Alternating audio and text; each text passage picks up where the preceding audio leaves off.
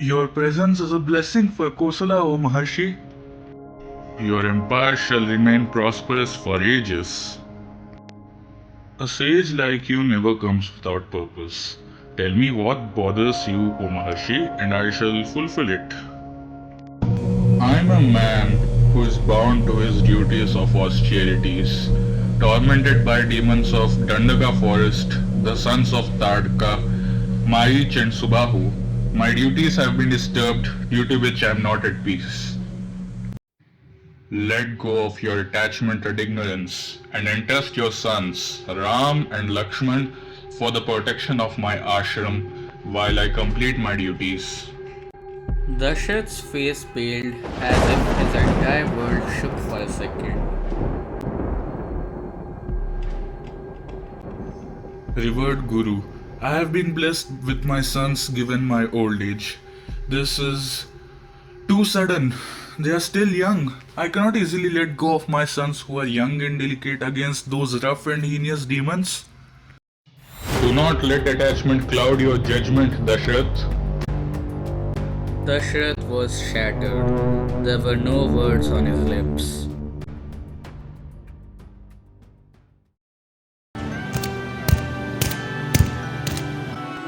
Dashrath, remember that your sons will be in the hands of Vishwamitra, who was once an emperor himself. It is in the best interests of your sons that they will be working for the welfare of the mankind.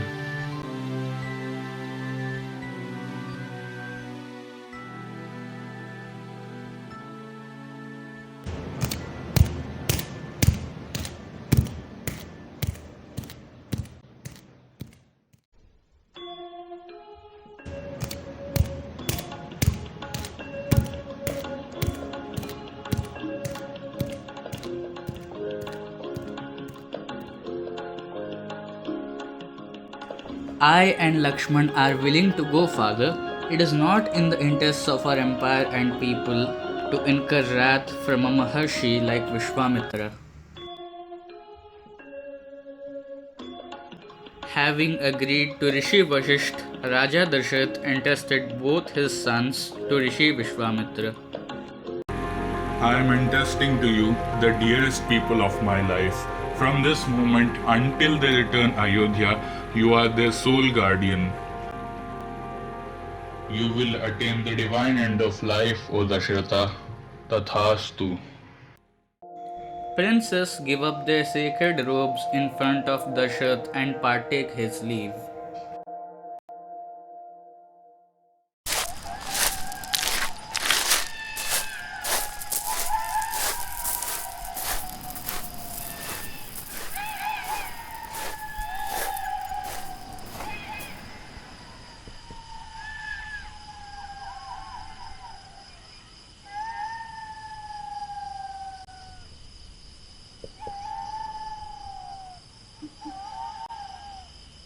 In the middle of the forest, Vishwamitra pauses on an embankment and had a small talk with the princess.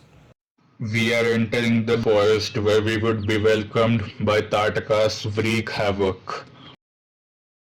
Long, long ago, the Yaksha princess of Suketu's sons, Marich and Subahu, caused much trouble to Rishi Agastya.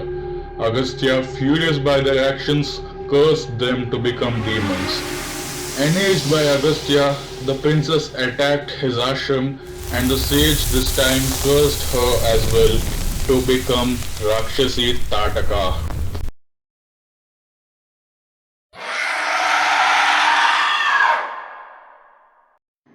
Tataka has affected our yajnas and has caused immense trouble to travelers. Therefore, Ram, I order you to kill Tataka once for all. Ram hesitates. but for a reason. Guru, how can I use weapons against a woman? Just do as I say. She's already the reason behind loss of many lives. As you say, Maharshi.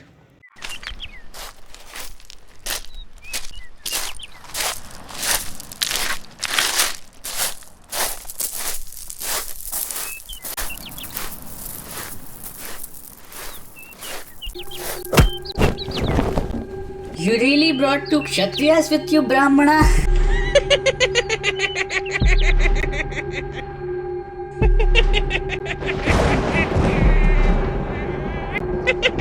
End her, Ram. Ram and Lakshman shot arrows together. You think these arrows would hurt me?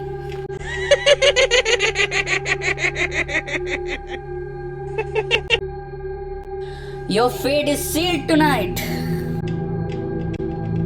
Ram shoots an arrow towards Tataka's heart.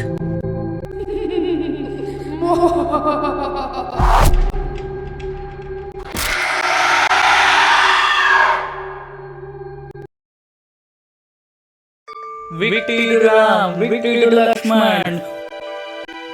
You did what had to be done, Rama.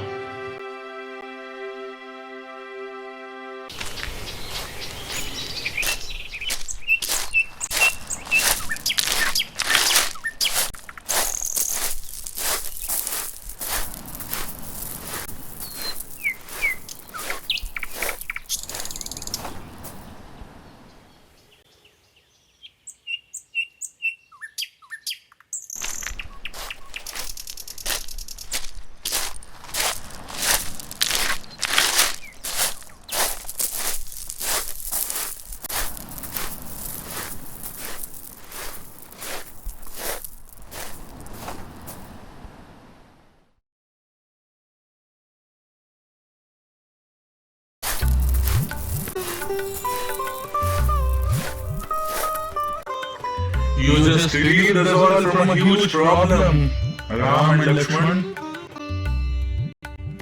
The next day, Vishwamitra begins his yajna with other sages.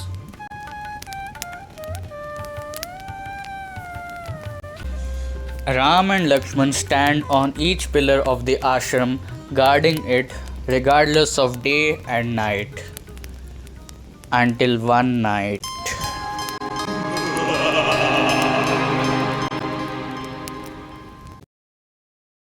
Marich and Subahu started throwing pieces of flesh into the fire.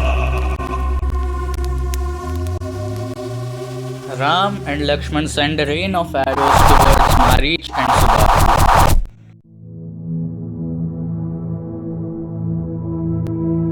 Ram's arrow gets pierced in Subahu's body and Subahu met his end. Another arrow threw Marich far away near the ocean. Marich then and there ran away for his life.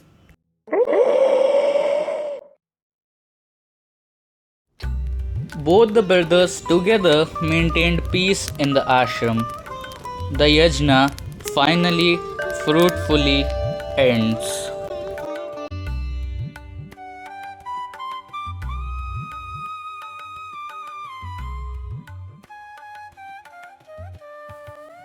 May you always be blessed by the Supreme Almighty.